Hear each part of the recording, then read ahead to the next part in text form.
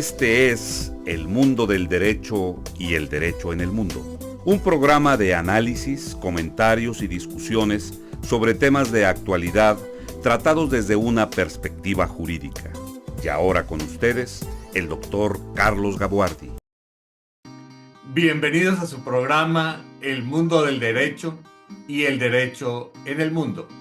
Durante el 2024, la comunidad jurídica mexicana, México en general yo diría, pero en especial el cuerpo de abogados, tanto los miembros del foro, la comunidad jurídica en general, los colegios de abogados y naturalmente los miembros del Poder Judicial, se vieron cimbrados por este proyecto de reforma judicial impulsado por el entonces presidente Andrés Manuel López Obrador y que fue aprobado en un proceso sumamente expedito durante el mes de septiembre del 2024. Se esperaba, o mucha gente esperaba, que la nueva presidenta, Claudia Sheinbaum, pudiera tomar una actitud diferente con respecto a la reforma judicial que francamente resultaba muy controvertida, desde gente que la apoyaba totalmente a gente que la cuestionaba en el otro extremo y todas las posibilidades en el medio. Ahora, en definitiva, la reforma judicial ya fue aprobada y es constitucional y tenemos que vivir con ella. Así es que ahora el siguiente paso es la elección de las personas que habrán de ocupar los cargos de ministros de la Suprema Corte de Justicia de la Nación, ministros y ministras de la Suprema Corte de Justicia de la Nación, bajo la nueva configuración constitucional, así como también las personas que habrán de ocupar los cargos de magistrados de los tribunales colegiados de circuito, de jueces de distrito, y considerando que esta es una reforma integral, francamente todas las posiciones jurisdiccionales, no solamente a nivel federal, sino también en el ámbito de los estados de la República. Y para conversar sobre este tema, he invitado a una persona que me parece más que adecuada, una persona que ha sido una invitada regular en este programa desde que era un programa de radio en frecuencia TEC hasta hoy en día en que es un programa que se transmite a través de las redes sociales, YouTube, Spotify y otras, tanto en video como en audio. Me refiero a la magistrada Paula García Villegas Sánchez Cordero, quien además se ha postulado su candidatura para ocupar el cargo de ministra de la Suprema Corte de Justicia de la Nación. Paula, muchas gracias por haber aceptado la invitación para compartir conmigo estos micrófonos. Y bueno, yo quisiera preguntarte tu opinión sobre este proceso y qué fue lo que te ha llevado a postularte como ministra de la Suprema Corte de Justicia de la Nación, como candidata a ministra de la Suprema Corte de Justicia de la Nación. Claro que sí, Carlos, te agradezco primero la oportunidad que me das de estar aquí contigo y con tu auditorio, con tu amable auditorio. Tu pregunta tiene dos vertientes. Primero, ¿qué opino sobre la reforma constitucional publicada el el 15 de septiembre de 2024 en el Diario Oficial de la Federación en relación con todo el cambio estructural que tiene el Poder Judicial de la Federación por lo que hace a la elección particularmente de jueces, magistrados y ministros en 2 etapas. Primero la elección extraordinaria de 2025, ahí entra la totalidad de los señores y señoras ministras y la mitad de jueces y magistrados, y posteriormente en 2027. Y la segunda parte de la pregunta es ¿qué me llevó a postularme? Empiezo por esta última. Me llevó el deseo de servir a mi país y me lleva también el deseo sobre todo el deber ser. Llevo 28 años, Carlos, como hemos comentado ya muchas veces, en el Poder Judicial de la Federación, y empiezo mi año número 15 como juzgadora. En ese sentido, la justicia ha sido un llamado que he tenido una razón de ser para realmente las asimetrías que hay, evitarlas, para entender el dolor ajeno, para traducir y cobijar la injusticia en un lenguaje jurídico y para reparar todo lo que sea dolor humano en general. Y esa ha sido mi misión de vida. He encontrado enormes satisfacciones en la justicia, también mucho sacrificio, y en otras ocasiones me he quedado incrédula porque no se puede lograr más. Pero por lo que hace a mí, he entregado mi 100. México se merece, Carlos, justicia de calidad, sello de garantía, y se merece derecho de devolución. Si no da uno el ancho y si no presta uno el servicio adecuadamente. Y eso es lo que yo quiero. A mí me ha movido el servicio público. No lo digo de dientes para afuera, al contrario, lo digo con causa justa y clara. Ahí están las sentencias, ahí están las fechas, ahí están las consideraciones.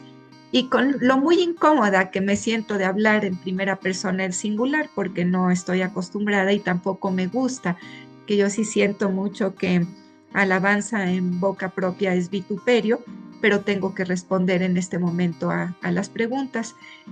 Si ya quieres hacer otro cuestionamiento o me voy a qué opino de la reforma. Que no, es lo por que favor, Muchas continúa. Gracias. Sí, esta Porque reforma... preguntas habrá. Gracias. Esta reforma constitucional fue una reforma como todo lo que sucede a lo largo de la historia de la humanidad, Carlos, no solamente en México.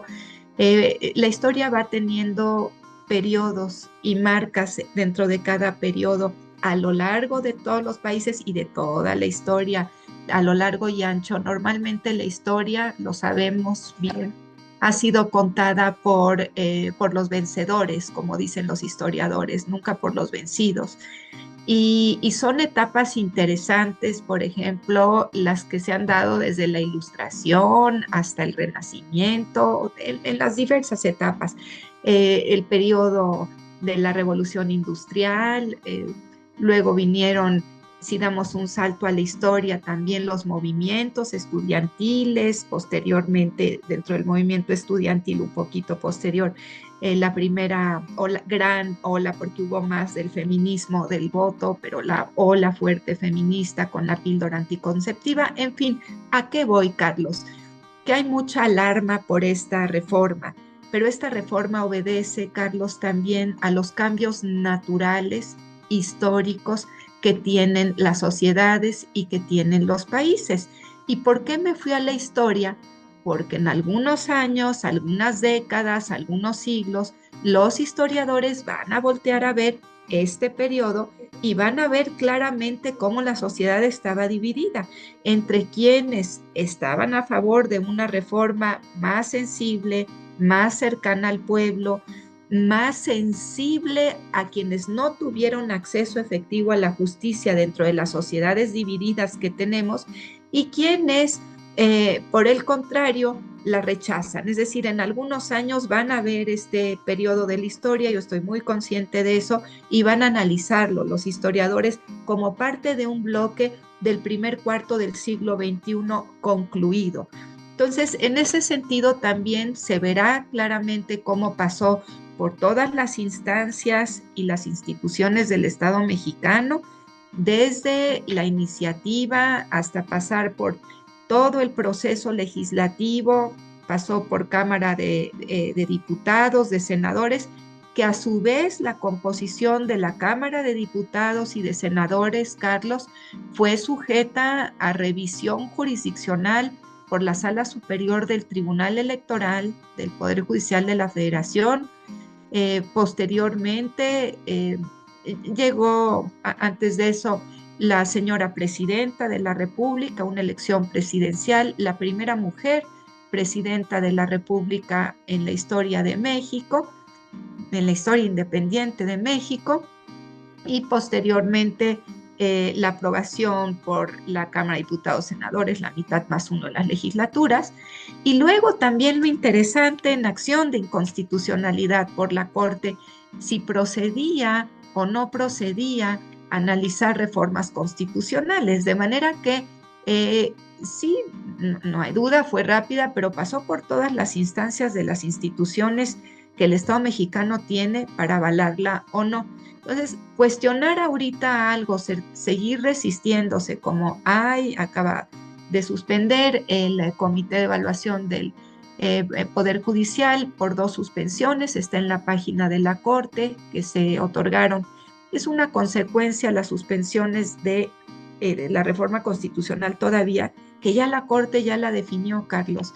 Entonces, creo que hay que quitarle la turbulencia a las aguas por el bien de la nación, Carlos, por el bien de las personas justiciables y particularmente para generar un país unido y un país sólido. Los pasos históricos se van dando, Carlos, y las páginas van pasando. Ya más resistencia a través de amparos, ¿qué más se puede dar si de todas maneras el contenido de esas suspensiones, y es un contenido que no se sostiene por todos estos pasos institucionales que he explicado? Entonces, cuando el contenido está mal, el continente se cae. ¿Cuál es el continente? La suspensión. Y el contenido es avalar una suspensión en donde la Corte ya dijo que no procedía. Entonces, sí pienso que hay que entrar en razón y poner al país por encima de los intereses personales. La nación, y más como servidores públicos, no puede permitirse conflictos más allá de los que ya se dieron en los últimos meses entre poderes públicos, Carlos. Tú hablas como una intelectual porque lo eres, pero también eres una persona que has estado muy cercana como juzgadora a la realidad y a los reclamos de justicia de la población. Es decir, manejas muy bien el mundo de las ideas, pero sabes aterrizarlos a la realidad concreta de los justiciables. En realidad, las cosas que tú me dices me disparan muchas interrogantes, me hacen plantearme mucho más preguntas, pero veamos un poco tu aire intelectual, tu vertiente intelectual. Quisiera un poco hablar sobre tu formación. Entiendo que tú tienes 2 carreras, economía y derecho, y además has estudiado, tienes muchos diplomados, tienes una maestría, un doctorado. A mí me gustaría que tú me hablaras de eso, de los idiomas que tú hablas, etcétera. Pero eso para matizar tu corte intelectual, pero luego que me dijeras cómo toda esa formación llega concretamente a la realidad, que me parece que no hay nada más vivo, más inmediato y más encarnado que el reclamo de justicia de una persona que tiene que recurrir a los tribunales. Claro que sí, Carlos. Muchas gracias también por esta pregunta. Mira, todos los títulos y los grados académicos que tengo, lo personal, te dejan mucho, te dan mucha satisfacción, pero lo que realmente te enseña en la vida son los tropezones, son los errores, y es poderte levantar de esos errores. Tuve la fortuna, porque mis padres hicieron un enorme esfuerzo por la educación de sus hijos, de estudiar en el colegio alemán aquí en la Ciudad de México, Alexander von Humboldt, que es un colegio bicultural y trilingüe. Entonces, desde muy pequeña aprendí el alemán paralelamente al español, porque todo es en alemán prácticamente, salvo la clase de español y quizás sea la única que sea en español. No te das cuenta de pequeña que empiezas a absorber otro idioma, en realidad lo absorbes en forma natural a los 3 años que se entra al kinder.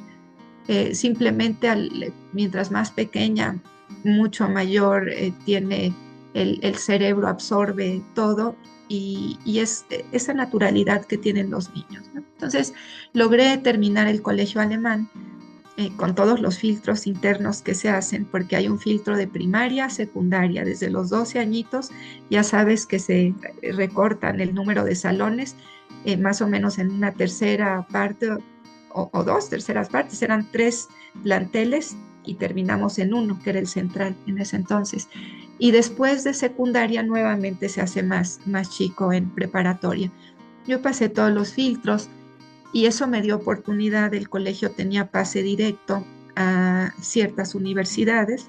En casa había que estudiar y yo decidí también seguir las reglas de casa y no podía quedarme sin la UNAM. Quería estudiar Derecho en Ciudad Universitaria. Sin embargo, había un 3% nada más de probabilidad de entrar con examen, porque era lo que aceptaba la Universidad Nacional de Escuelas que no eran escuelas que venían de escuelas públicas, que tenían el pase ellos. Entonces tenía en la UNAM en ese momento un desfase de lo que eran los semestres, empezaba hasta noviembre, estoy hablando de 1991 más o menos, y cuando a mí me llegó era por carta la que había pasado ya y estaba aceptada en Ciudad Universitaria después de haber hecho el examen. Y por eso comenté previamente que en el propio colegio alemán hacíamos exámenes de admisión para pasar a la etapa educativa siguiente, es decir, de primaria a secundaria, de secundaria a preparatoria. Entonces pasé el de la UNAM, pero en el Inter ya había hecho un semestre de economía en el ITAM y previamente a eso un verano, para no quedarme sin estudiar en casa y como una forma de agradecerles a mis padres lo que habían hecho por Y mí. porque además yo me imagino que tu ingreso a la UNAM era una moneda al aire, Es no correcto. solamente porque vinieras de una institución privada, una institución que no pertenecía al sistema público, que ya hacía difícil el ingreso, pero aún las personas que vienen del sistema público tienen pocas posibilidades porque el espacio es limitado, el número de maestros es limitado y por eso en la Ciudad de México la UNAM se ha visto obligada a abrir facultades de estudios superiores diversas a la de Ciudad Universitaria y también incluso se han creado otras universidades públicas por la increíble demanda. Así es que me imagino que para ti el ingreso a Ciudad Universitaria pues era un tanto incierto. Sí, si era incierto, en ese entonces pasaba únicamente el 3% del alumnado de escuelas privadas. Y ya me seguí, Carlos, en las dos carreras. Fue todo un reto, también como joven, que era joven adulta, no te das cuenta del desgaste físico que le pones a tu cuerpo. Y sí era mucho, pero logré sacar la carga completa de materias, la carga completa educativa de ambas carreras en instituciones distintas y pasé igualmente todas y cada uno de los semestres hasta llegar a la titulación de ambas y posteriormente ya tenía mi aceptación tanto en la Universidad de Cambridge en el Reino Unido como en la London School of Economics. Entonces decidí Londres y estudié la maestría de Derecho y Desarrollo, que era Law and Development, y me vine aquí a México Pues a se dar lo clases. perdió Cambridge. Yo me lo perdí también, Carlos. Sí, pero venía de una gran ciudad, que era la Ciudad de México, y quería seguir en una gran ciudad, que era Londres. Y me enamoré de la docencia. Cuando regresé, lo primero que hice, de hecho, antes de irme a la maestría, ya había pedido dar clases en la UNAM, pero no entendía que era muy joven en ese entonces y muy suavemente y con mucha sensibilidad el director en ese entonces era el doctor Carvajal Contreras. Me dijo, mira, Paula, necesitas una maestría, para no decirme no puedes dar clases a los 23 años. ¿Cómo vas a dar clases? Entonces fui a sacar la maestría también en parte. Cuando regresé, le llevé al director de la facultad, al doctor Carvajal, le dije, mire, ya tengo mi título. Y pues ya me dio una materia, ahora ya a 30 años de distancia. Veo que me dio una materia que no dañaba a los alumnos, que era teoría económica en la Facultad de Derecho, y poco a poco me fui ganando otras materias. Pero Ya además donde tenías una formación tanto con la licenciatura en economía como con esta maestría que incluía el derecho del desarrollo. Es correcto. Sí, sí, siempre muy sensible al dolor ajeno y siempre muy dispuesta a servir y a estar aterrizada. Carlos, esa es mi... Después hice el doctorado aquí en México con el doctor Héctor Fixamudio. Ha sido el más grande privilegio, uno de los más grandes privilegios que he tenido, una mente brillante, un hombre sencillo, sensible, que ayuda, que tiende la mano. Entonces he estado afortunadamente en los hombros de gigantes. Sin embargo, esto haría pensar que el caso tuyo es el de una persona eh, íntegramente académica. Tu formación es muy sólida. Además, tu incursión en los idiomas y toda esta cosa. Pero con franqueza, eh, el haber entrado al ejercicio de la jurisdicción, que entiendo en tu caso inicia como muchos de nosotros siendo meritorio y cosiendo expedientes, consultándole al hilo y a la aguja qué es lo que hay que enhebrar de conocimientos jurídicos, pero es toda esta formación no te lleva a dedicarte íntegramente a la actividad intelectual de carácter universitario, sino a la jurisdicción. Y dentro de tu ejercicio de la jurisdicción, me parece que tu carrera no ha sido sencilla, no han sido alfombras rojas y miel sobre hojuelas.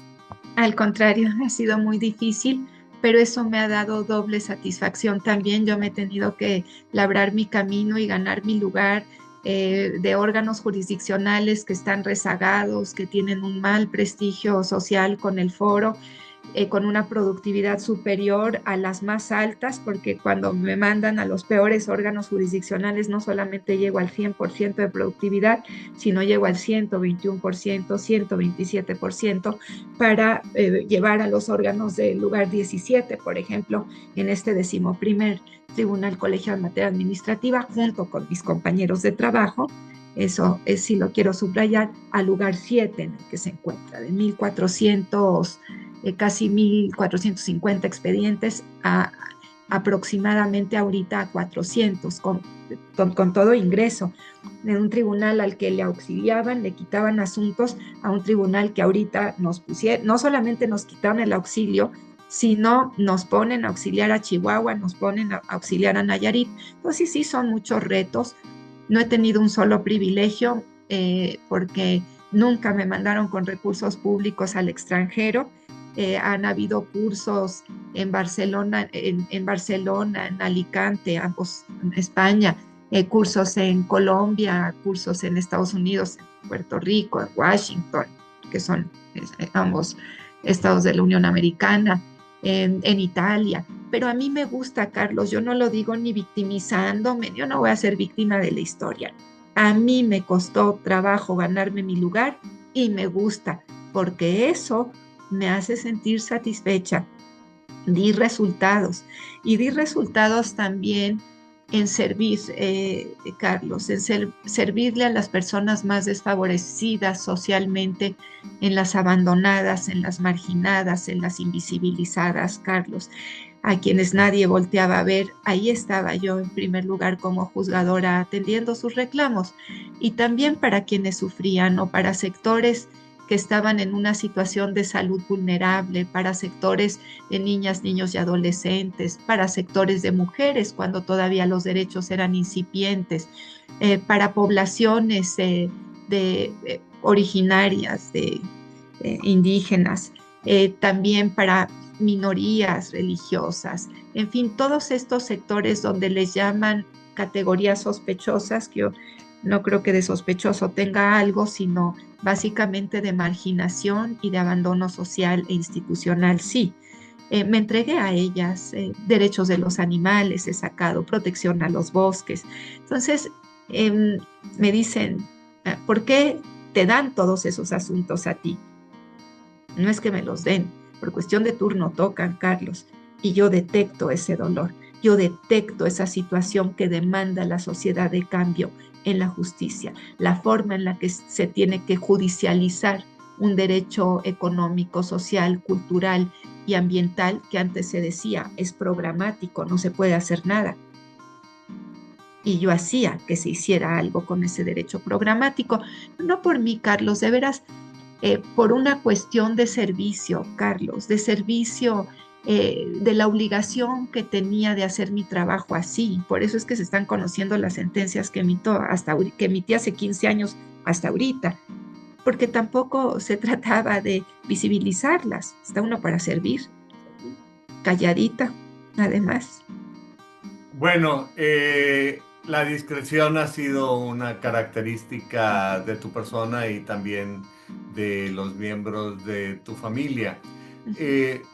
En este sentido, yo recuerdo que cuando tú postulaste para ser titular de un juzgado, no solamente no te fue fácil, sino te fue negado y tuviste que litigar tu nombramiento, la obtención de tu nombramiento como jueza. Es decir, que para llegar a la posición de jueza, el camino aún fue arduo y requirió justamente ir a las instancias de justicia.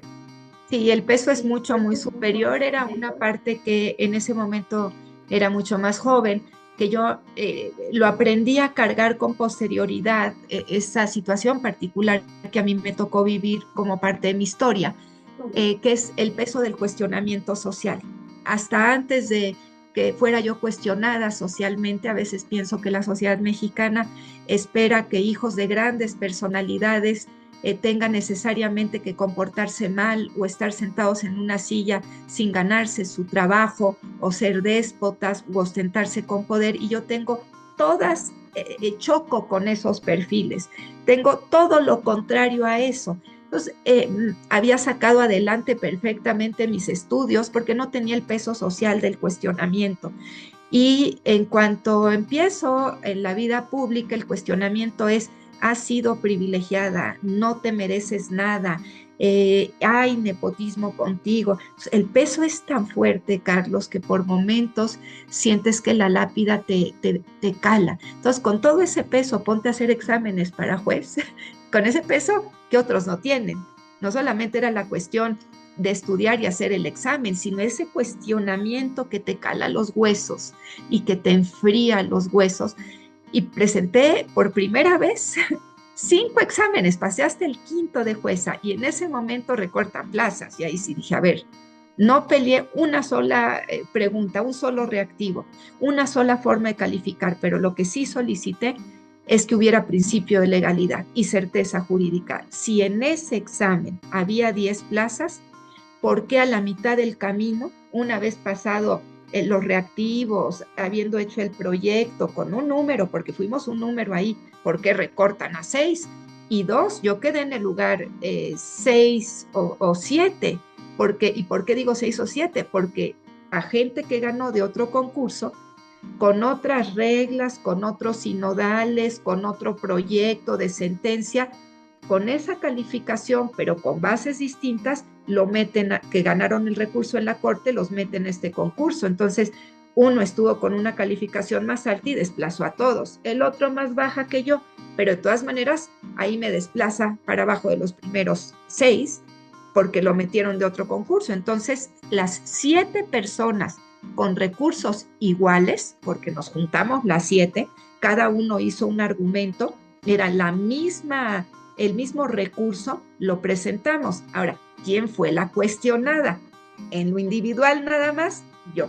Y lo hicimos las 7 personas, las 7 secretarios de estudio y cuenta, a quienes nos desplazaron y a quienes nos quitaron este principio, nos afectaba el principio de legalidad y seguridad jurídica. Cuando hice el examen de magistrada, ya con un peso que sabía cargarlo, y me siento orgullosísima de mi familia. Voy a honrar a mis padres, Carlos, hasta el último día de mi vida. Y no me voy a victimizar de mi historia nunca. Mi camino me lo voy a labrar. Bueno, antes de entrar a lo que significa ese peso y quiénes son las personas que de alguna manera involuntaria ponen ese peso en ti, yo quisiera preguntarte, bueno, llegas por el camino de espinas, con dificultades, pero llegas.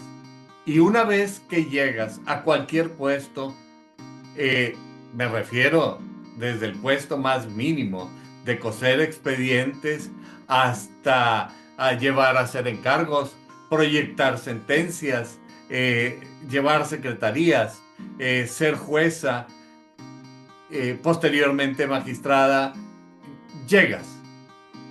¿Quién te sostuvo? ¿Qué es lo que te ha sostenido y qué es lo que te ha dado ese lugar? ¿Quién ha estado detrás de ti dictándote el contenido de las sentencias, de las resoluciones, o qué es lo que ha pasado? Porque me parece que mucho se cuestiona el decir, bueno, tuvo la facilidad de llegar porque es privilegiada, que en este caso parece que no ha sido esa la situación, pero mantenerse es otra cosa. El privilegio que he tenido, Carlos, es ser hija de mis padres. Ese sí ha sido un privilegio. Y el privilegio que he tenido es tener a esos padres y esos hermanos que son maravillosos, bondadosos, generosos, estudiosos, trabajadores, que me han inculcado el deber por encima de los intereses personales, el servicio por encima de la holgazanería, y que me han inculcado el valor, ¿verdad, Carlos? También por encima de cualquier, y la ética y la moral en el cumplimiento del deber. Entonces, ese sí ha sido un privilegio, porque he tenido una familia vertical. Por lo que hace a mi trabajo, ahorita ya, lo que te dije hace un momento, que pesaba todo y las espinas, en el momento en el que firmas la primera sentencia, las prioridades cambian. Y la sociedad puede decir, y la opinión pública y los medios de comunicación lo que quieran decir, la responsabilidad es en lo individual. Y cada sentencia se dicta a título personal, no a título familiar. No, yo voy a labrar mi propio camino, porque además, Carlos, leí hace tiempo, mucho tiempo, porque a mí me llamó la atención su historia, el libro de las memorias de Elena Paz Garro, la hija de Elena Garro, Elena Sinache, gran literata, y Octavio Paz, Premio Nobel de Literatura. Dos grandes. Nada más, ¿verdad? Nada más, dos gigantes. Y a Elena, ella sí con H, cuando la leí la vi tan disminuida, tan oprimida por un sistema social que no dejó que ella floreciera, que ella labrara su propio camino y que ella lo absorbió, que en ese momento me dije a mí, nunca, yo no voy a ser víctima de ningún destino y yo no voy a ser víctima de mis condiciones, yo voy a formar mi propio camino sirviendo.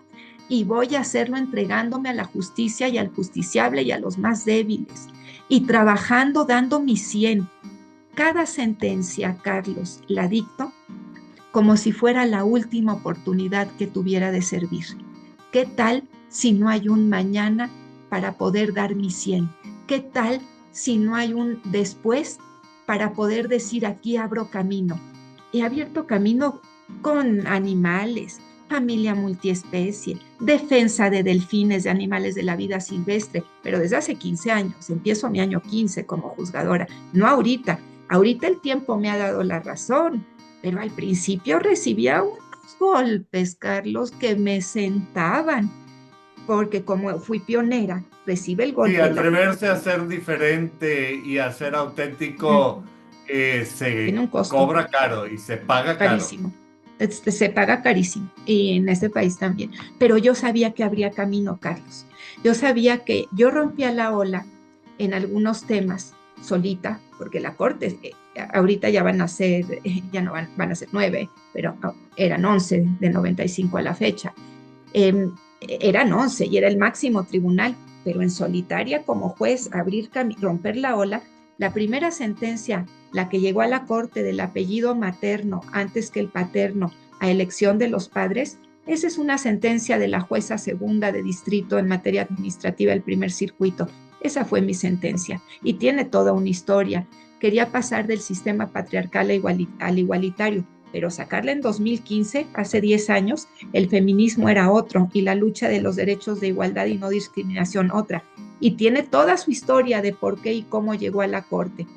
No es la historia necesariamente que se conoce, tiene otra historia distinta.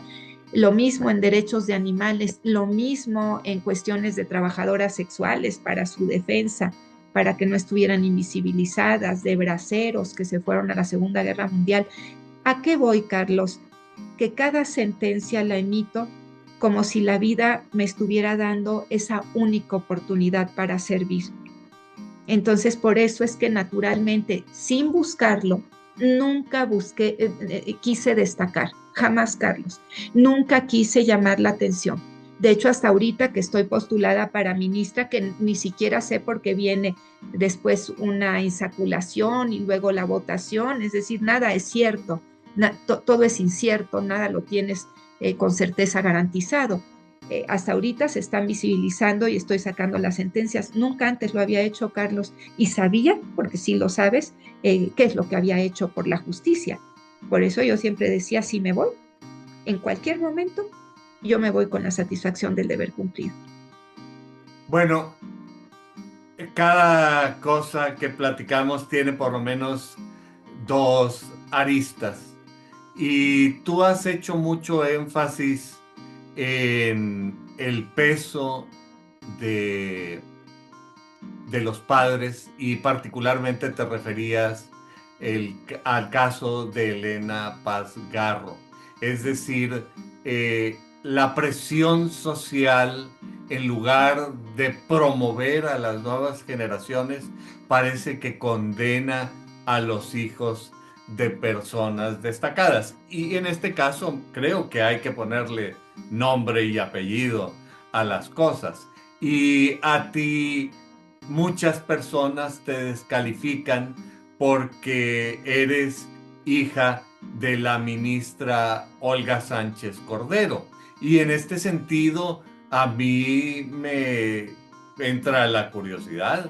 ¿Por qué es esta descalificación? Y realmente si hay una razón para que tú debas ser calificada, inclusive desde el punto de vista constitucional, parece que se trata de una pena trascendental, es decir, las culpas o las enemistades o las animadversiones que generamos a veces los padres parece que se trasladan hacia los hijos. Mi madre no tiene otra cosa más que bondad. Mi madre no tiene otra cosa más que generosidad, rectitud y honorabilidad. Lo único que me ha pasado a mi madre es lo mejor de sí misma, Carlos. Yo no soy víctima de ninguna situación.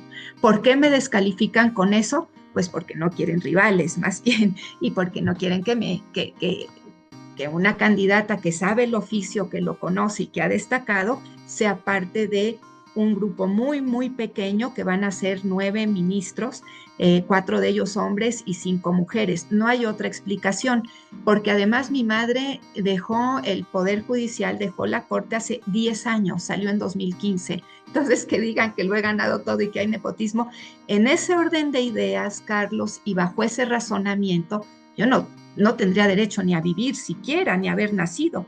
Mi madre fue secretaria de Gobernación, fue presidenta del Senado de la República, es diputada federal, fue ministra de la Suprema Corte de Justicia de la Nación por 21 años, fue diputada constituyente de la Ciudad de México, fue la primera mujer notaria en el entonces Distrito Federal. Bajo el mismo argumento y el mismo parámetro que ellos dicen, no tendría derecho a trabajar en poder público alguno, no tendría derecho a estar en el sector privado tampoco, y fue maestra por 25 años en la Facultad de Derecho de la UNAM, donde yo doy clases, entonces tampoco tendría derecho a dar clases. Una persona destacada, una mexicana ejemplar, de la que me siento enormemente orgullosa, y no es lo mismo ahorita, si es que no tengo peso alguno, lo que hay es un conocimiento de la naturaleza humana, Carlos, ya no soy una niña, ya soy una mujer adulta y madura. Dicen por ahí que nada de lo humano te es ajeno. ¿En dónde van a querer y por qué van a querer descalificarme con un argumento que se cae solo? Porque te digo, bajo ese mismo argumento, no tendría derecho a haber nacido. Y en el mundo, Carlos, hay espacio para todos. Entonces, la misma oportunidad que tiene cualquier otra persona la tengo yo con un tete-a-tete. A un juzgador lo conocen por sus sentencias. Pongo sobre la mesa las consideraciones de las sentencias que he dictado para que se analice lo progresistas o no que fueron, para que las critiquen, para que se analice también si soy congruente, consistente, clara, predecible y muy sensible al dolor y a las causas justas. Si hago o no perspectiva de justicia, si no permito intimidaciones, si compenso las asimetrías, si veo claramente quién está buscando y clamando justicia, pongo por delante. Y si alguien quiere un tete-a-tete también intelectual, también que me pongan al mejor enfrente. Claro que sí, Carlos.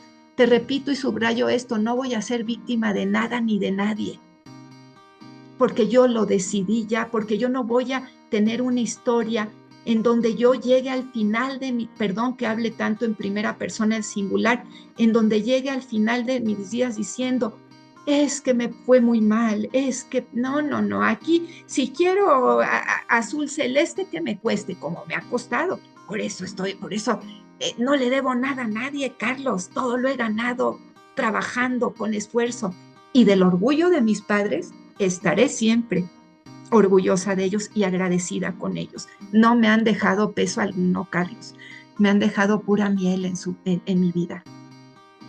Además que la carrera que tú tienes la has hecho tú, y quisiera volver un paso atrás para referirme a tu calidad intelectual y hacer un poco de comparación de lo que ocurre en el mundo a lo que ocurre aquí en México, porque tenemos que ver nuestra realidad con la crudeza y la transparencia que amerita el análisis. Pero yo veo que mientras en otras partes del mundo los intelectuales son muy respetados, son reclamados por dirigentes políticos y empresariales para tomar sus opiniones, aquí en México se desprecia la formación, y a mí me parece que hay que recalcar tu ejemplo, porque con tu formación has podido tener una gran sensibilidad, profundidad y conocimientos al analizar los casos que se te han planteado. En la entrada de todos los tribunales federales hay unas palabras que parece que con frecuencia caen en tierra seca, que todo el que venga a este tribunal tenga derecho a recibir justicia. Y en este sentido, a mí me parece que los casos que te han tocado, en realidad lo que los caracterizaba en general era un profundo reclamo de justicia que con frecuencia cae en el vacío, cae en hoyos negros. Y particularmente yo quisiera acercarme a los casos concretos, a la realidad inmediata de estos planteamientos, el problema de los braceros, que me parece que plantea una situación en la que el Estado mexicano traicionó a sus gentes más necesitadas. El caso de las trabajadoras sexuales, donde por su condición de trabajadoras sexuales eran reducidas a entes sin derecho, y algunos otros casos que tú has tenido muy interesantes. Yo conozco tus sentencias, pero a mí me gustaría de tu propia voz oír un poco sobre la realidad de estos casos concretos y reales, muy reales, que a ti te tocó dirimir. Claro que sí, Carlos, con mucho gusto. Mira, en la justicia puedes terminar un juicio, pero no hacer justicia ni resolver el problema de fondo. ¿Cómo terminas un juicio? Puede ser con un sobreseimiento, puede ser diciendo que los argumentos son inoperantes, ineficaces, por cuestiones de fundamentación y motivación, y dicen por ahí que con un sobreseimiento nunca se raspa la persona juzgadora. Yo no elegí ese camino, yo no estoy acostumbrada a irme por los caminos fáciles, porque así lo decidí también y porque decidí ejercer mi función jurisdiccional con la mayor de las responsabilidades, Carlos. Esto significó que en muchas de las decisiones que emití, no pocas, estuve dispuesta a poner mi puesto por delante. De hecho, lo puse por delante, lo ponía sobre mi escritorio y sobre la mesa y me decía a mí, si no te atreves a dictar una sentencia de fondo, vete, no te atrevas a verte a los ojos en la noche. Y entonces me armaba de valor, que no es fácil, Carlos, en muchos casos me armaba de valor y decía, si no me atrevo a concederle el amparo a quienes más sufren, a los marginados sociales, institucionalmente hablando, familiarmente hablando, me voy. Eso hice con el caso de las trabajadoras sexuales. Era un momento en ese 2014, enero de 2014, por ahí, en donde todo era pornografía y prostitución infantil y todo era por el otro lado trata de personas. Entonces, las trabajadoras sexuales quedaban en una situación de vulnerabilidad absoluta. No les levantaban sus denuncias por violación, no les pagaban por la prestación de sus servicios, no iban a los hospitales públicos y no las recibían. Entonces, como se empezó, yo acoté, dije, ¿qué hago para protegerlas? Acoto. Este asunto vienen por propio derecho, mexicanas, mayores de edad. Entonces empecé a limpiar. Queda excluida la trata de personas, que es un ilícito nacional e internacional. Queda excluida la parte de las extranjeras o los extranjeros. Queda excluida la pornografía y prostitución infantil. He sido defensora de los derechos de niñas, niños y adolescentes también con mi vida. Entonces dije, ¿qué tengo que hacer para defenderlas? Acotar. Y era un derecho de petición, que había ido a la materia del trabajo, no la quisieron, regresó y lo pude haber sacado. Pues ya contestó la autoridad, se cumplió porque no tienen que contestar en sentido favorable. Y dije, no me atrevo a eso, dejaría de ser yo. Y no sé, esta sentencia llamó la atención sola, en realidad. Entonces vi con qué ligereza decían, el trabajo sexual no requiere desgaste físico. No, Carlos, cuando vi esos informes justificados dije, ¿pero qué es esto? Y ahí fue donde me entregué. Y ahí dije, si pierdo mi trabajo, porque podía ser que lo que lo iba a perder, me fui hasta darles derecho a la salud, que les recibieran en los hospitales públicos, que los agentes ministeriales y policías, agentes del orden, les dieran sus datos para que pudieran denunciar algún maltrato, que les dieran otra oportunidad de vida en materia laboral por si querían dedicarse a otra cosa. Les di la calidad de trabajadoras de oficio sexual. Y les concedí derechos, dignidad, Carlos, dignidad, que es lo que les tenía que dar, visibilidad. Fue una sentencia que se estudió en doctorados de Harvard, en otros países, aquí en México, pero después cambiaron la ley y se apagó el tema y ellas quedaron nuevamente desprotegidas, pero causó ejecutoria esa sentencia. Y el caso de los braceros también es un asunto que a mí me marcó. Yo hice parte de esa sentencia y perdón de hablar en primera persona del singular, fue la última sentencia que dicté como jueza de distrito. No hubo otra después. En esa sentencia también fue un derecho de petición. ¿Tú crees, Carlos, que con esto voy a andar pensando en otras situaciones personales o victimizarme de mi historia personal? Para nada, tenía otras cosas más importantes que hacer, servir. En esta, y servir al más débil, servir al desprotegido. En esta sentencia, Carlos, en Estados Unidos, estaba en la Segunda Guerra Mundial y de 1942 al 64 estaban demandando mano de obra para el campo y para el ferrocarril. Entonces hubieron 2 acuerdos bilaterales que se llamó agrícolas mexicanos y se fueron y no agrícolas también, y se van a Estados Unidos en condiciones en donde pegué las fotografías en la propia sentencia, porque es un capítulo olvidado de la historia de México.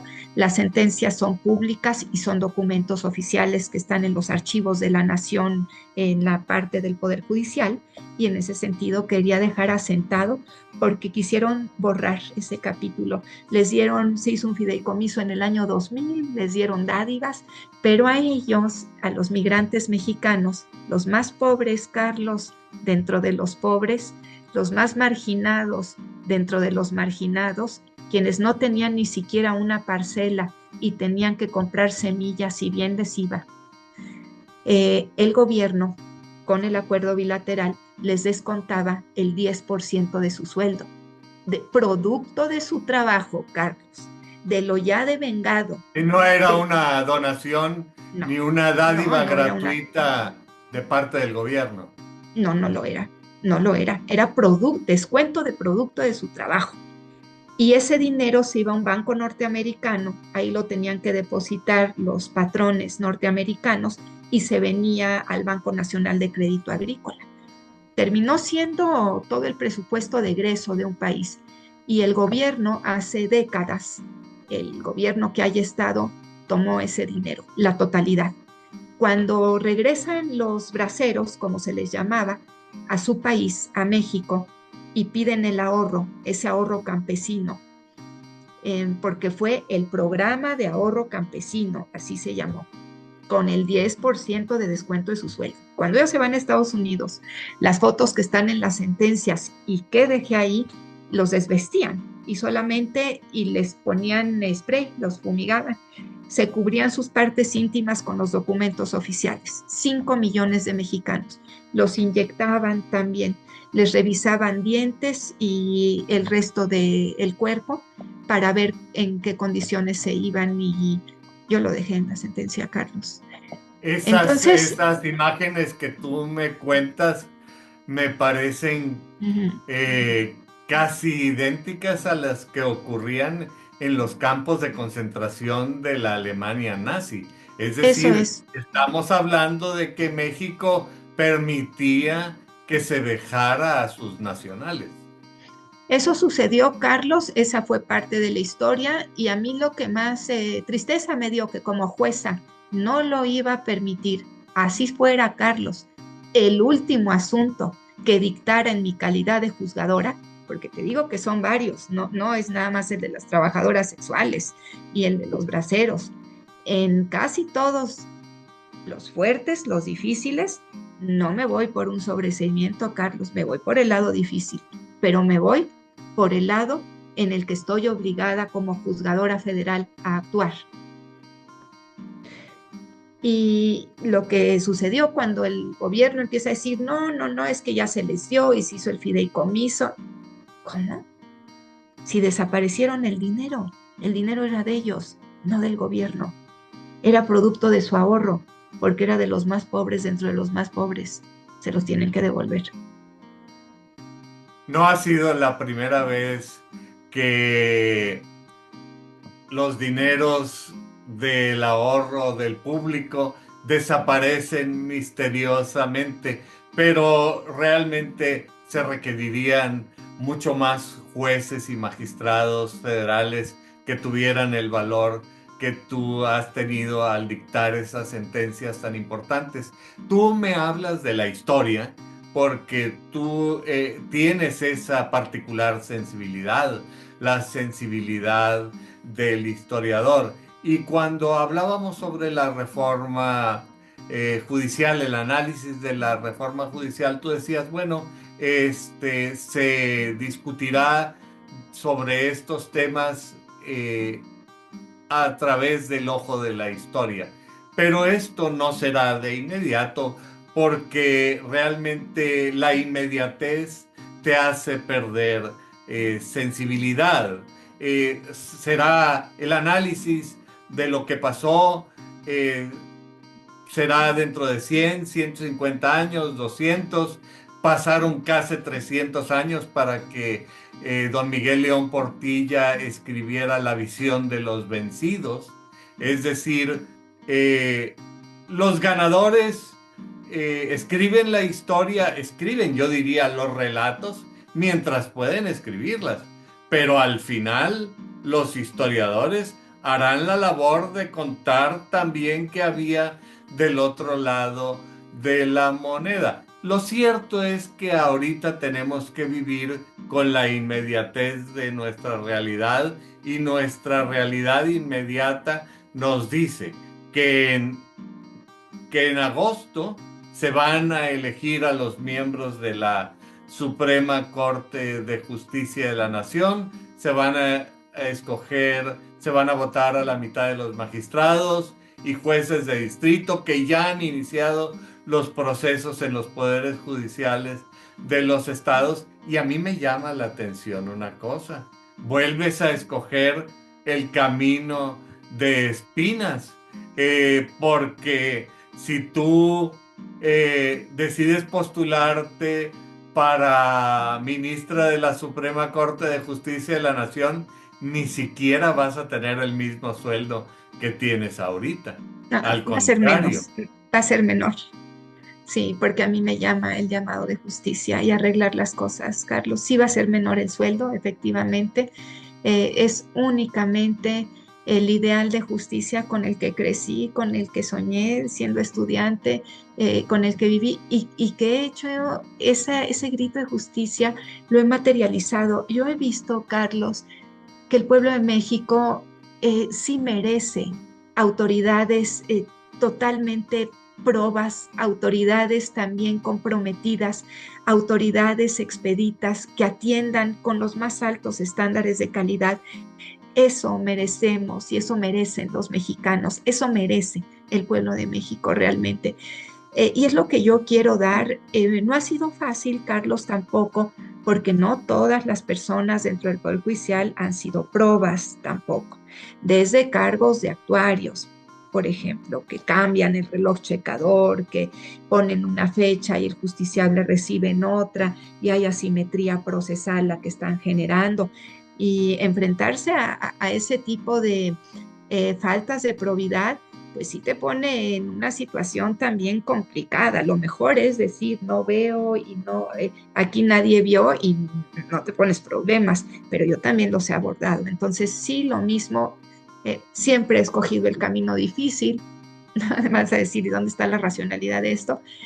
en servir, Carlos, en saber que sí se puede, en saber que mis colaboradores y colaboradoras, estoy agradecidísima con ellos, cómo los he formado, cómo los he enseñado a superarse, el valor trabajo, el decirles a ellos sí pueden, rompan sus límites, venzan donde piensan que ya no da, empujen más el límite y entreguen más al justiciable y ustedes mismos asciendan. Entonces, ese deseo de siempre poder dar un poquito más y de las muchas cosas que hay en la actualidad distintas que atender, temas que ya saqué, todo esto que te digo ya está en sentencia o en resolución. Este fue una queja de 48 horas, una resolución, derecho a la ciudad, contaminación visual en las zonas urbanas, la conciencia de que el 80% de las personas, de acuerdo al INEGI, vivimos en las ciudades y 20% en el campo, el paisaje urbano, nuevos derechos que no se tenían antes, que son derechos colectivos en las propias ciudades, que las reglas de publicidad, la ley de publicidad exterior para la Ciudad de México, hace que se vean distintos los reordenamientos de los espectaculares, porque ya hay una condición de participación ciudadana en la propia ciudad, en fin, los espacios públicos. Esto que no se ve, yo sé que sí lo puedo visibilizar y que la justicia se pronuncie, como también el tema que ya comenté de familias multiespecie, yo ya lo traía en la agenda judicial. O sea, tengo que encontrar el asunto para poder trabajar en este aspecto para la justicia, para darlo, no para mí, Carlos, para mí no, lo quiero dar el tema. El de los espacios públicos también era un tema que ya traía, que quería dar, el de la participación ciudadana y el de regular toda esta cuestión de la contaminación visual en las ciudades, también es un tema. ¿Por qué quiero ir a la Corte? Pues porque es muy distinto regir y dar líneas de estos nuevos temas, en esto es el urbanismo, pero cualquier otro, desde el máximo tribunal de un país, a posicionarte como magistrada de circuito o jueza de distrito, que es muy válido y muy fuerte, pero son dimensiones distintas, Carlos. Sí, el alcance por su propia naturaleza es mucho más limitado. Es correcto, así es. Ahora, en este sentido, a mí me parece que ahorita lo estás articulando en el sentido de hilvanar la importancia de tu labor a lo largo de los años.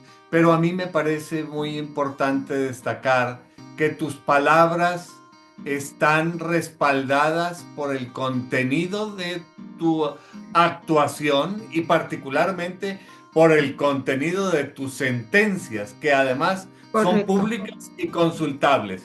Y por si esto fuera poco, por el ejemplo, el discurso claro convence, sí. Pero yo diría que el ejemplo de tu propia vida y del ejemplo de quienes te han precedido. Hablo particularmente de tu papá y hablo particularmente de tu mamá. Y en este sentido, a mí me parece que tú has sido muy clara en la valía del ejemplo que ellos te han dado y la norma de vida que te han marcado y que me da la impresión, yo diría con claridad, que tú has honrado. Pero gracias. Al visualizar la posibilidad de llegar a la corte, ¿qué es lo que tú ves ahí? Me acabas de decir someramente que el alcance es mayor, pero ¿qué es lo que significa en un momento determinado ser ministro de la Suprema Corte de Justicia de la Nación en un país como México? Sí, México es un país asimétrico, socialmente hablando, es un país diverso, como ya lo sabemos, pluricultural. Es un país interesante, con una historia muy rica, con una biodiversidad también muy rica. a nivel mundial con especies endémicas, y creo que en materia ambiental es uno de los temas que a mí me ha jalado mucho.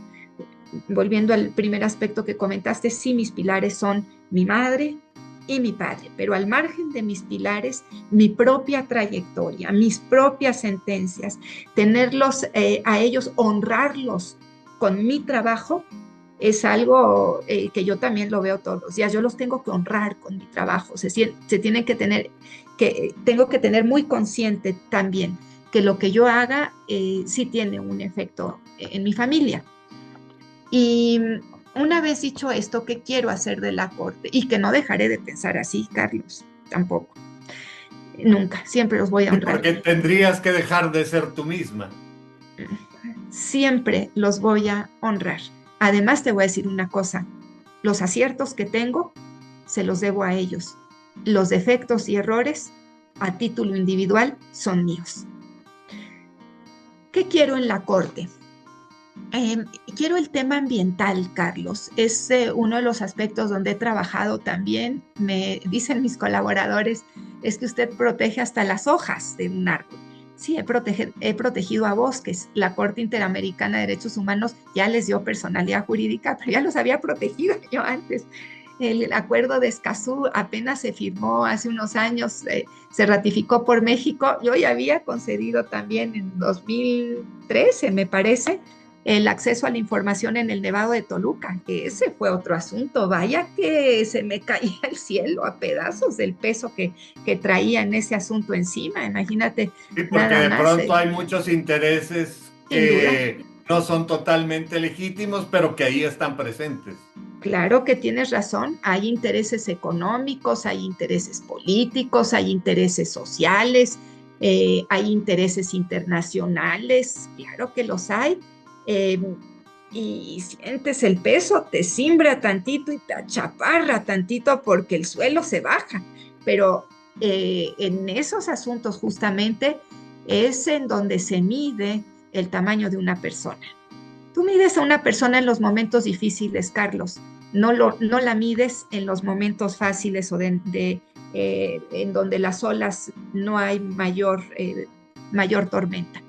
Sí, el carácter y la templanza de una persona se mide y se valora en situaciones extremas. Claro que sí, es correcto. Y ahí ves justamente de qué madera está hecha esa persona. No lo digo por mí, Carlos, por favor, no lo tomes como una cuestión a título personal, estoy hablando de mí, sino de cualquier persona. La mides cuando las cosas están difíciles. Mi madre dejó un enorme legado, mi padre también. De ellos sí puedo hablar. Entonces, en la corte, ¿qué quiero, Carlos? La materia ambiental. Siento que estamos viviendo una crisis climática sin precedentes. La justicia ambiental está relacionada con la justicia social. He sido una jueza sensible, socialmente hablando también. Pienso que los cumplimientos en materia ambiental se tienen que ver escalonados y esos son criterios que puede empezar a dar la Corte. Sí, mis compañeros y compañeras, y si es que llego a la Corte, y si es que estoy en la insaculación, y si es que, porque te digo que son muchos pasos, pero si no, lo haré como magistrada, porque estoy hasta el 2027.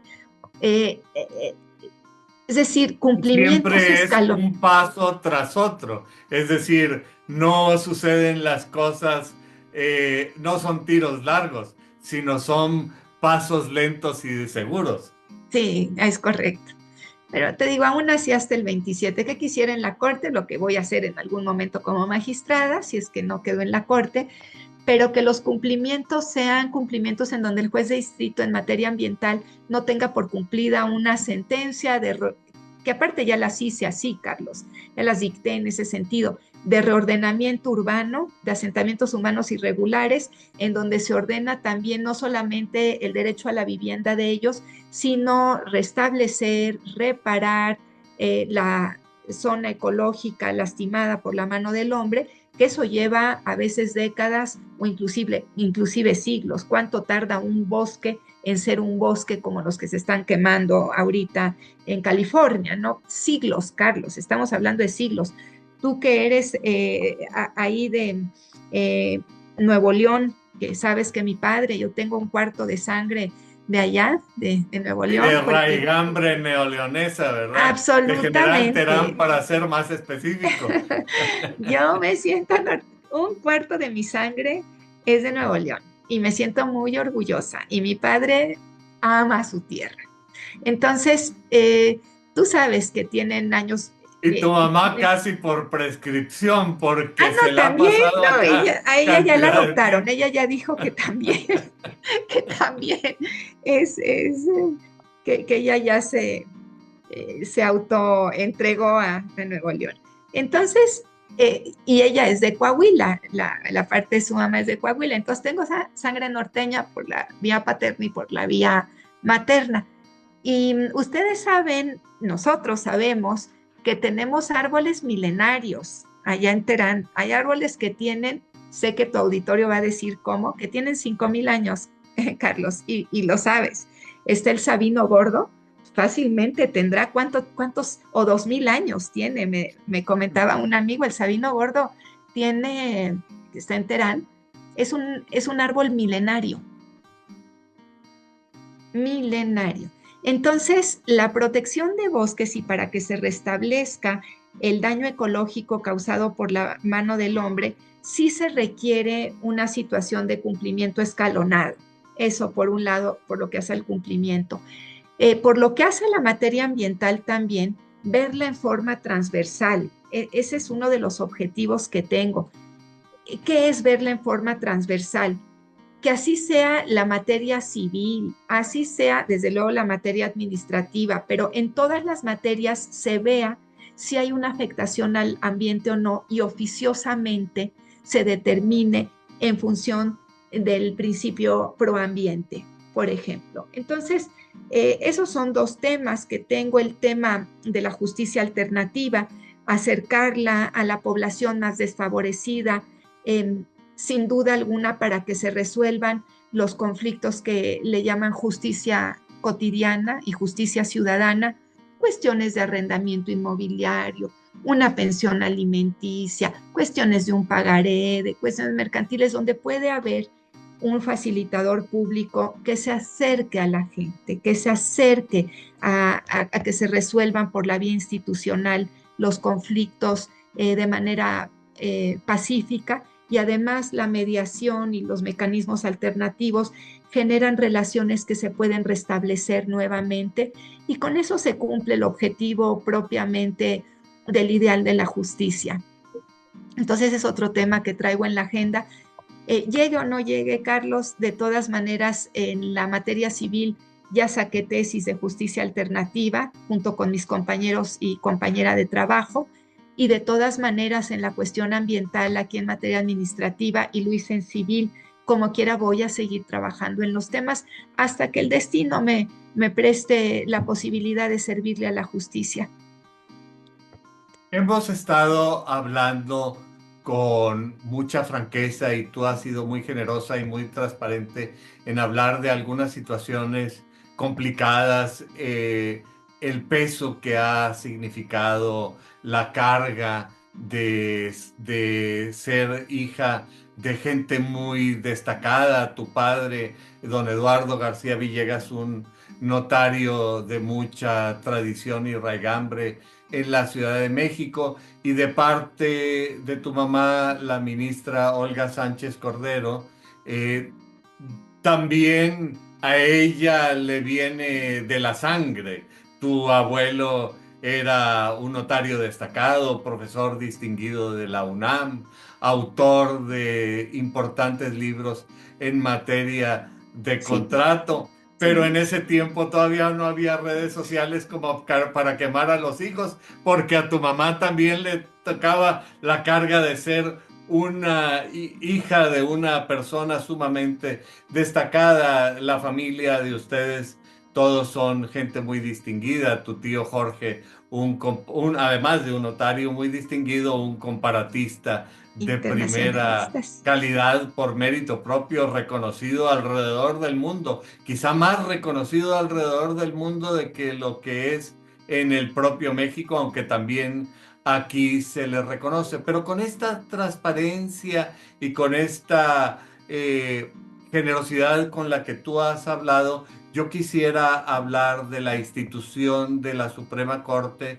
y de los cuestionamientos que se le hacen para el futuro, porque se dice que la Corte había sido bastante independiente, autónoma, y que esa independencia se perderá y que realmente estará sujeta al poder político. Si tú eres una muestra de los ministros y ministras que van a llegar, pues yo descartaría esa posibilidad. Pero a mí me gustaría conocer tus comentarios. Sí, mira, lo que he visto y lo que a lo largo de mi vida, Carlos, es que las personas que ocupan los cargos públicos y cualquier otro cargo en el sector privado, también en el sector académico, pueden fortalecer o debilitar a la institución correspondiente. Entonces, depende del desempeño individual para ver, contestarte esa pregunta es irme 4 pasos que desconocemos. No sé quiénes van a estar en la corte y no sé cómo se van a comportar. Me parece Pero podemos hablar muy... de la cuestión estructural, si estructuralmente está esto garantizado. Sí, mira, la parte ya me he manifestado sobre esto, la parte yo creo que más trascendente es los comités de evaluación y a qué personas eligen los respectivos comités de evaluación en los poderes públicos. Ya hablamos en este momento del Poder Judicial, que está paralizado el comité de evaluación por las 2 suspensiones, una de Estado de Michoacán, de Zamora, y otra de Jalisco. Entonces, los comités de evaluación, en gran medida la responsabilidad de quienes van a ocupar el cargo de ministras y ministros, juezas y jueces y magistrados de circuito, radica en ellos. ¿Por qué? Porque si lo demás falla, tienen que haber los candados suficientes y los pesos y contrapesos para que ver siempre, velar por tu país, poner el orden público, el interés social por delante a los intereses personales. Eso es la regla número 1, y más como servidor público. Yo me he preguntado mucho, ¿qué no hay 75 mentes brillantes de juristas en México? Sobran, Carlos, como para que puedan estar 75 personas dentro de una urna previa de la insaculación para la que saques de todas maneras sea alguien bueno. Ese peso lo tienen sobre sus hombros los comités de evaluación. ¿A quiénes van a mandar para que entren en la insaculación? Yo sí creo, Carlos, que sí tenemos 75 mentes brillantes en un país de 130, como juristas, de 130 millones de habitantes. Entonces, ¿por qué? Porque si falla posteriormente la insaculación, suponiendo que no creo, a nadie le conviene que le vaya mal, de todas maneras a la persona que saques es lo suficientemente buena, que haya confianza, que haya tranquilidad en la sociedad de quedaron estos 75 perfiles. Y si falla, suponiendo que falla la elección popular, de todas maneras el que sea es bueno. Ahora bien, por lo que hace a la Corte, será una votación indirecta. Proponía el presidente de la República y finalmente elegía el Senado. Participaban los 2 poderes públicos con las 3/4 partes de los miembros presentes. Ahorita va a ser una votación directa. Con jueces y magistrados no era así. Con jueces y magistrados se pasó de una forma de designación directa de los ministros en pleno a una forma de carrera judicial. Ahí no intervenían, no era ni votación indirecta, ni mucho menos, pero en el caso de los señores y señoras ministras, sí era una votación indirecta. Yo apelo, Carlos, porque los perfiles, ya te digo que me he pronunciado en muchas ocasiones por mi país, más que otra cosa, sean los mejores perfiles quienes estén en la insaculación. Y esos mejores perfiles dependen de quienes elija el comité de evaluación de cada poder público. Entonces, tu respuesta es como muchas cosas en el mundo jurídico, depende. Y concluyo, una persona Es es una quien fortalece el... respuesta muy de abogados. El depende. Sí, fíjate que depende. Cuando empecé a estudiar derecho, yo me acuerdo que a mis papás les contestaba y yo les decía, no me digas depende, dime sí o dime no. Y me fui dando de cuestionamientos jurídicos. Pues uno es chamaco, Carlos, y empiezas la carrera con el ideal de justicia, que yo lo sigo teniendo, la verdad, después de tantas décadas. Pero con la ilusión y les preguntas de los temas que ves en clase y las respuestas eran, depende, ¿no? Ay, no, Carlos, yo, ¿cómo? Y fui dándome cuenta a lo largo de los años y de las décadas que en derecho muchas de las respuestas son, depende, qué contexto, qué leyes, qué situación, qué principio pro homine, pro persona, ya no se dice pro homine, pro persona, pro ambiente, pro niñez, por qué ponderas, qué valor esencial, qué núcleo esencial de un derecho humano no vas a deshacer si el otro derecho humano se está contraponiendo. Entonces, te das cuenta que es cierto lo que te decían, las respuestas son muchas veces depende. Bueno, pues ahora ¿Verdad, quisiera Carlos explicarte querido? por qué te he hecho esta pregunta, porque en realidad entre la población, en la forma en que se dio este proceso de la reforma judicial, se creó mucho desánimo en la población y hay una actitud, digamos, dubitativa respecto a si se debe participar o no en los comicios para elección de jueces. Mi opinión personal, como en alguna ocasión ya te lo comenté y como se lo dije a una persona, me parece que si nosotros queremos ser los que decidimos, tenemos que ir a votar. Si nosotros estamos dispuestos a dejarles a otros la decisión que nos corresponde a nosotros, que sean otros los que tomen la decisión, bueno, pues entonces no hay que ir a votar, pero a mí me gustaría saber qué es lo que tú piensas.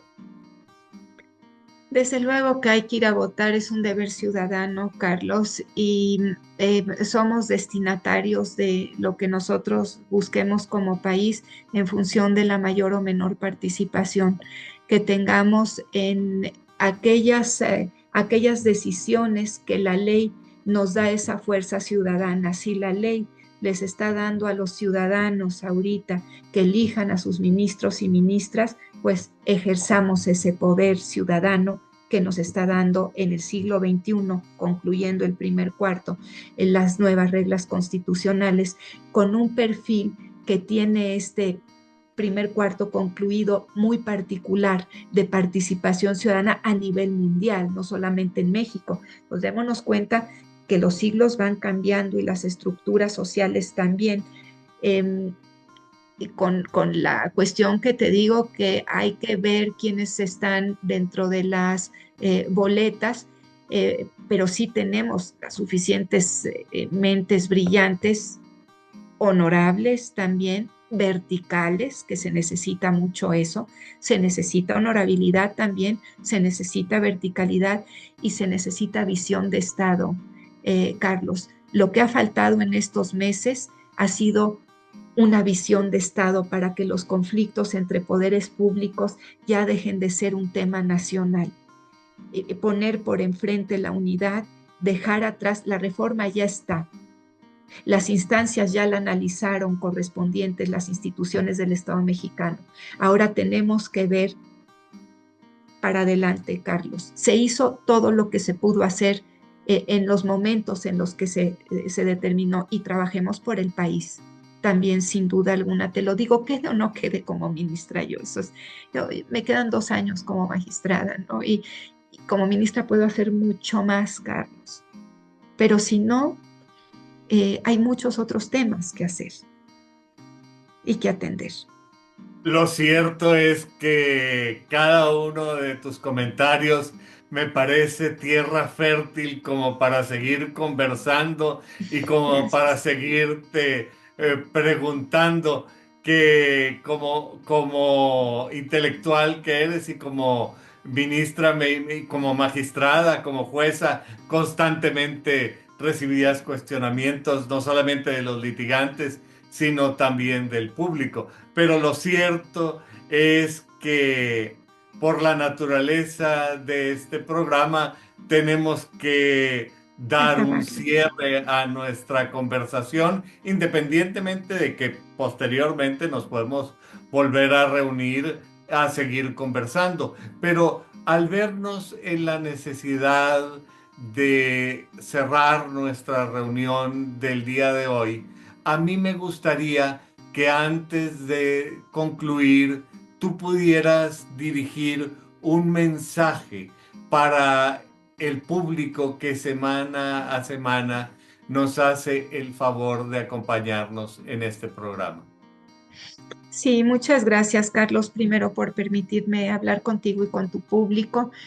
Siguiente aspecto, decirles que soy servidora pública desde hace 28 años y me encantaría que supieran que habemos muchos, no soy la única, servidores públicos que queremos realmente darles una respuesta y que queremos que ustedes se sientan, como lo dije a lo largo de este programa, satisfechos de sus autoridades porque lo merecen, Carlos, lo merece el pueblo de México y que tengamos sello de calidad, sello de garantía también.